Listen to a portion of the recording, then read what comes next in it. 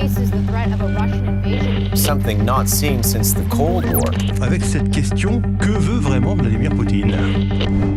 Janvier 2022. Des rencontres ont lieu entre la Russie, les États-Unis et des représentants de l'OTAN. La Russie, qui a demandé ces pourparlers, n'arrive pas les mains vides. Elle pose sur la table ces documents. Des projets d'accord entièrement rédigés avant même les négociations. Ne manquent que les signatures. En l'acceptant, les membres de l'OTAN devraient ainsi s'engager à s'abstenir de tout nouvel élargissement de l'OTAN, y compris l'adhésion de l'Ukraine ainsi que d'autres États.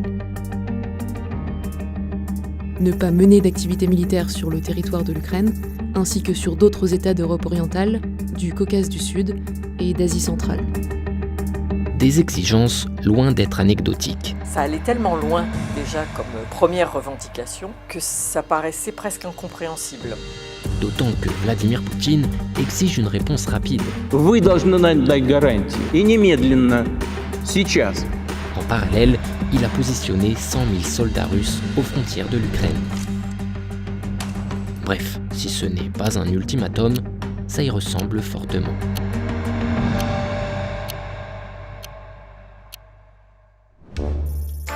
L'Ukraine, c'est ici. Un pays de 44 millions d'habitants, autrefois membre de l'URSS, mais qui depuis 1991 est indépendant. Sauf que pour Poutine, l'Ukraine, c'est la Russie. On vous l'a déjà expliqué ici. C'est le berceau de la civilisation de la Russe de Kiev, autrement dit, un peu l'équivalent des Gaulois pour les Français. En juillet 2021, dans un long texte, le président russe défendait l'idée que les deux pays ne forment en fait qu'un seul peuple. Pour lui, l'indépendance de l'Ukraine est une tragédie, mais aussi une injustice faite à la Russie. Une chose est claire, la Russie a en fait été dépouillée. Ce texte, c'est un des signaux que les Ukrainiens ont pris comme annonciateurs de quelque chose. Problème pour Poutine, c'est que si les Russes sont très attachés à l'Ukraine, les Ukrainiens, eux, sont un peu plus distants. Oui, nous avons beaucoup en commun, mais nous ne sommes certainement pas une seule nation. Cet éloignement de l'Ukraine s'est accentué depuis 2014. Cette année-là, une révolution chasse le président pro-russe. À la suite de quoi, une guerre éclate dans l'est du pays. La Russie soutient des séparatistes et va jusqu'à s'emparer de cette péninsule, la Crimée. Cette annexion de la Crimée a favorisé l'émergence d'un vrai sentiment national ukrainien. C'est l'effet inverse qui était recherché à l'origine par Vladimir Poutine. Бо можна тимчасово окупувати території, але неможливо окупувати любов людей до України. Et pour Poutine, il y a même pire. Une majorité d'Ukrainiens partagent désormais le même espoir, rejoindre l'OTAN. L'OTAN, c'est une organisation militaire fondée en 1949 par les États-Unis et des pays européens pour faire face à l'URSS. Elle s'est progressivement élargie et dans les années 2000, elle a même intégré d'anciens pays de l'URSS. Aujourd'hui, le président ukrainien insiste pour y entrer aussi. Or, pour Vladimir Poutine, c'est une ligne rouge. Дальнейшее движение НАТО на восток неприемлемо. La grande ambition, ça, c'est que la Russie garde une sphère d'influence. Il voudrait faire acter ça.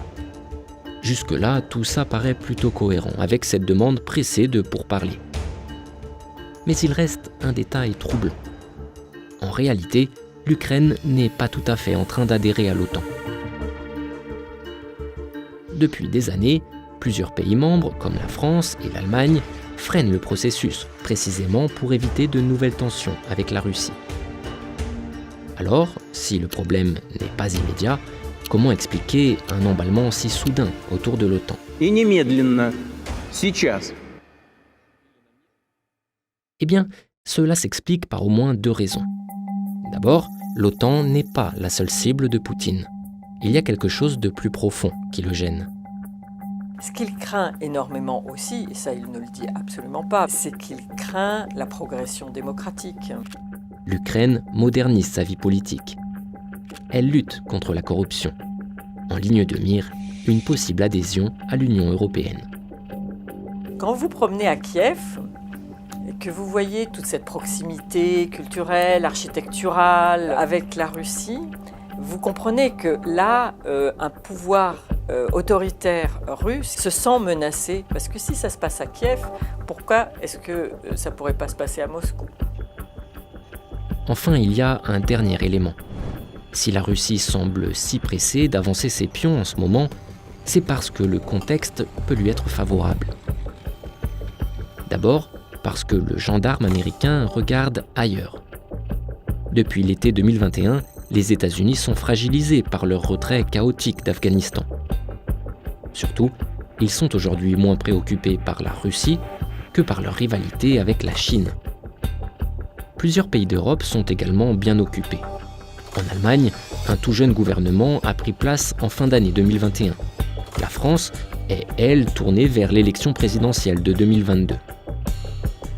Enfin, Vladimir Poutine pourrait bien tirer parti d'une troisième opportunité. Carburant, gaz, électricité voient leur prix flamber. Les tarifs du gaz sur les marchés internationaux ont été multipliés par 4 depuis le mois d'avril. La Russie fournit aujourd'hui près de la moitié du gaz utilisé dans l'Union européenne. Et en plein hiver, c'est un moyen de pression très efficace. Ça poserait quand même énormément de problèmes à l'Europe si la Russie coupait le robinet du gaz. On aurait beaucoup de mal à se chauffer. Alors, où en est-on ? Malgré la pression de Poutine, les pays de l'OTAN refusent de fermer définitivement leurs portes à l'Ukraine. Il y a un droit souverain d'un pays à demander l'adhésion à quelque organisation internationale qui le souhaite, et on ne peut pas supprimer ce droit. Cela pourra-t-il vraiment déboucher sur une attaque militaire de l'Ukraine ? Pas forcément. Mais la Russie dispose d'autres outils. Cyberattaques, déstabilisation économique, pression diplomatique. Sur ce terrain, les hostilités ont déjà commencé.